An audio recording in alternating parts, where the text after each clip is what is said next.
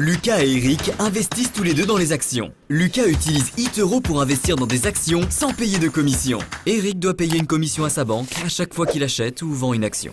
Lucas utilise CopyTrader pour reproduire les portefeuilles des meilleurs investisseurs en temps réel. Eric reçoit des conseils d'investissement de la part de son cousin Paul. Disque laser. Alors, comment se fait-il que Eric soit un aussi bon investisseur que Lucas? Il ne l'est pas, parce que Lucas utilise eToro et Eric ne le fait pas. Téléchargez eToro et investissez dans des actions sans payer de commission.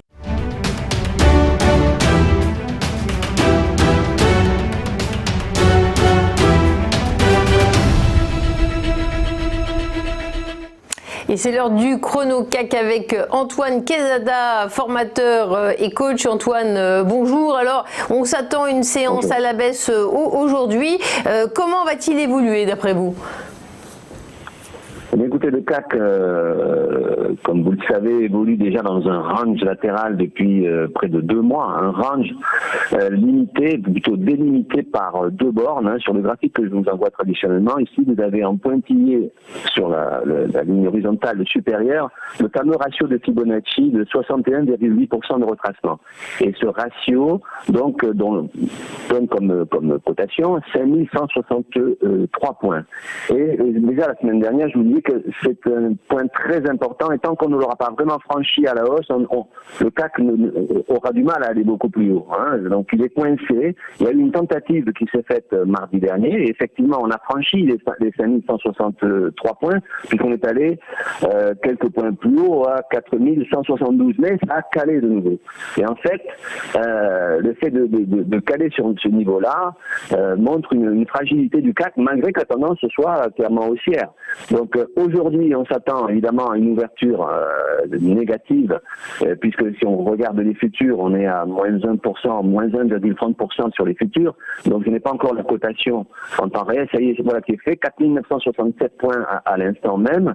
Donc effectivement, le fait de ne pas d'avoir réussi à franchir ces 61,8% de Fibonacci, comme je le disais déjà avant de venir, risque de nous ramener vers la zone des 50% de retracement. Et sur le graphique que je vous ai envoyé, les 50%, c'est 4871 points. C'est la ligne en pointillé rouge.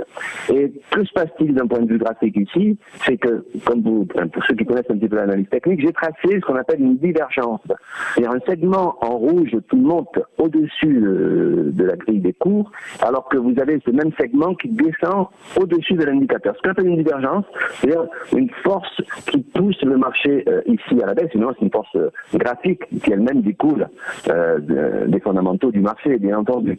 Et donc, on a donc cette divergence baissière et le tout sur cette grosse résistance de 61,8. Donc le marché maintenant, il a ouvert avec un gap ce matin, bien entendu, et le fait d'être en état à moins 1,13% à l'heure actuelle, donc il va pouvoir trouver un petit support autour des 4950 points, mais qui est, j'allais dire, un pivot central déjà depuis plusieurs semaines, déjà même depuis pratiquement plusieurs mois, 2 mois. Mais malheureusement, je pense que on s'oriente dans les jours qui viennent vers un retour sur la zone des 50% de retracement, sur les 4871 points. Alors effectivement, tout ça a été aidé par la crise